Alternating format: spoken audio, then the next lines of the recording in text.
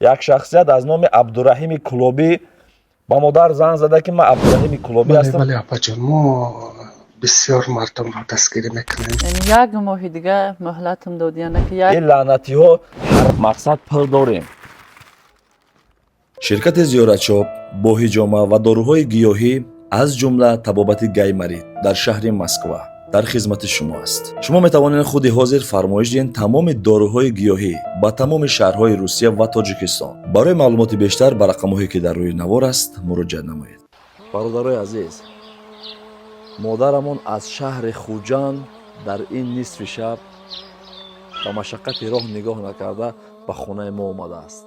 دوستان عزیز، اولا سلام عرض میکنیم به هر یک و یک شما. مادری که در نزد ما میبینین اکثریت میشناسین.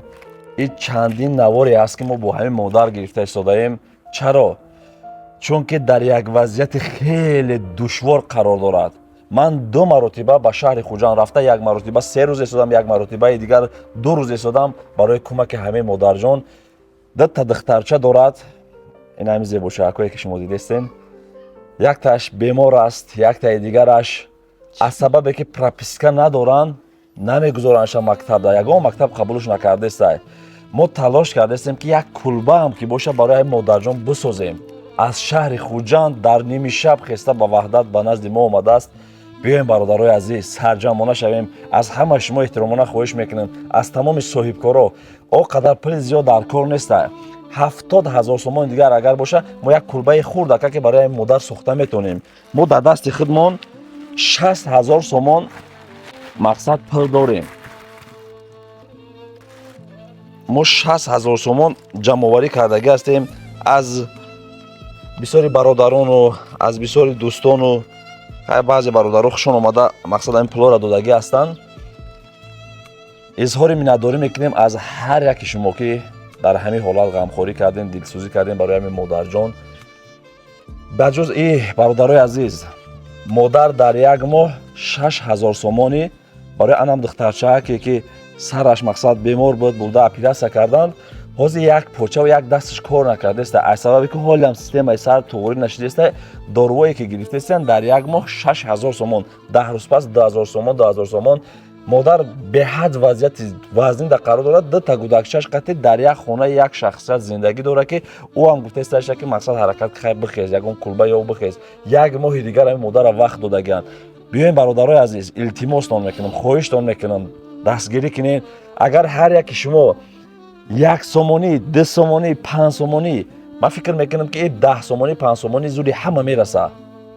بیاین خواهش میکنیم دستگیری کنیم همین مادر را صاحب یک کلبه کنیم. این همین کارتایی که میبینید کارتای مادر است، رقمای مادر است. اینجا در بسیاری ماشینیکو مادر زنگ زده که کارت تا پشت پیش صورت گیری که پاسپورت تا پشت پیش صورت گیری که ما با شما مبلغ میفرستیم. وقتی که مادر کارا میکنه همه همون پولا را از دست مادر میگیرن. یک شخصیت از نام عبدالرحیم کلوبی با مادر زنگ زده که من عبدالرحیم کلوبی هستم، کارتات رو پشت پیش صورت گیر، پاسپورتات رو قطعی ما با شما مقصد پول روی میکنم. اما دخترچه شما را مقصد ما طبابت کردگیم. برادران عزیز، مادرای عزیز، هر کدومی که با شما زنگ میزند شما هیچ فریفته نشوین. این لعنتی ها حرام خورد که حتی به یک بیچاره، به یک مظلوم، به یک یتیم رحم ندارن. حق همین یتیم هم میخورن. عبدالرحیم کلوبی هیچ وقت زنگ نمیزنه به این مادر یا که به دیگه مادرها که پاسپورت یا که کارتا پشت پیش صورت گیری که هیچ وقت این کارا نمیکنه عبدالرحیم کلوبی. اگر که لازم باشه با ما زنگ بزنه یا که با دیگه برادرها با واسطه ما میگه برای مادر یک خونه بگیرین یا یک کلبه بگیرین بسازین. التماس میکنم برادرها، صاحبکارا، این قپل داریم ندارم جای. یک ماه دیگه مهلتم دادیانه که یک حرکت کنین نمی پرت و این پل اگه جای باشه یک تا خونه گیریم با نومی میجان میپرتوین. همه علاج کرده همی صاحب یک خونه هم کنین. دخترک ممی کلونش باید مکتب رای نصف ایده نمیره بایم چشمش نمیبینه. اینکش یک ماه ده 6,000 من رسخود میکنم. یک ماه ده برای همین کودک که برای می کودک که عبدالرحیم کلوبی همی سر شوای کرد یاردم داد اپیرس کریم کدیم برای الله همین برکت بده. عبدالرحیم کلوبی دستش بسیار آدم درستی بسیار اویله ها را خرسان کرد. من امیدوارم همین نوار را ببینه عبدالرحیم کلوبی یکمین شده باز با شما دستگیری میکنه. خدا خواهد کرده میشه باشه. رحیم جان غرمی عبدالرحیم کلوبی حاجی محمود خواهش دارم میو که در بالا همی بمونن همی صاحب یک کلبه مکنه که هوا خنک شده است زمستون شده ما بیم جا بجا شیم یک ماه دیگه ما مهله داریم برادرها التماس یک دستگیری میکنین زمین آکی میکنین ایتاج میگیرین فرق نداره.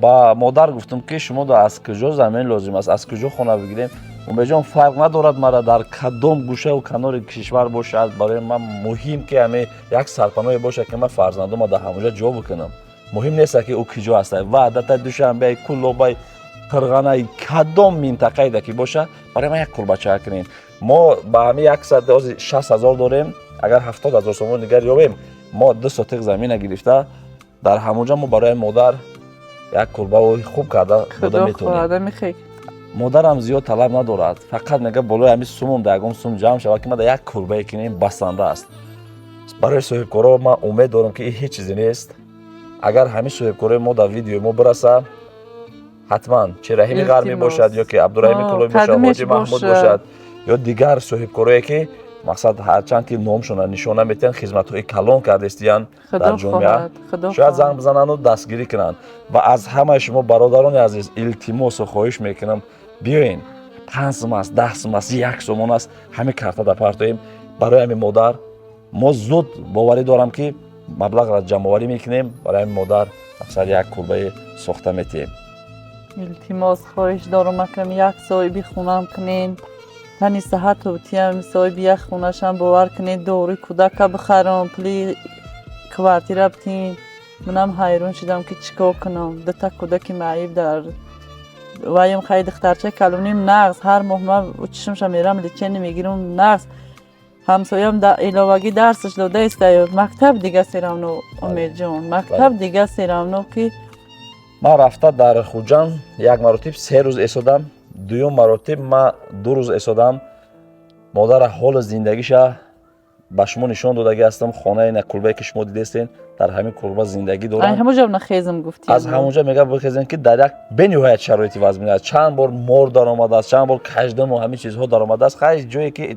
تعمیر ندارد بیچاره در همون خانه زندگی کرده مجبور همین را ای برادرها جمع کردیم این برادر او برادر اپا سوم وای کردند و دیگه برادرها را خواهش کردیم ما همین تقریبا 60,000 تومان در دستمان جمع آوری کردگی هستیم کمی دیگر موندگی است ما امید دارم که همه شما دستگیری میکنین همین اپا را از یک مشکلات کلان ما رهاش میکنیم خاطر 2 تا فرزنده کش التماس خاطر مرم نبینین خاطر همون 2 تا تلفی بیگناه ما به خاطر خدا پرتوین یک دستگیری میکنین این بچه کام از زمستون اومده هوای خنک همیارا جا بجا کنیم بدرویم ثواب میگیرین بله یک تاش بیچاره چشمش نمیبینه یک تای دیگرش بیماری است که خختون ندیدین که سرش بیچاره واسه بردن سر اپراسا کردیم یک دست یک پا از کار مونده است برای برقرار شدن همون سر خیلی تلاش کرده است اپا جون رفته 6,000 تومان هر ماه خرج کرده برای دوروی همین تفلک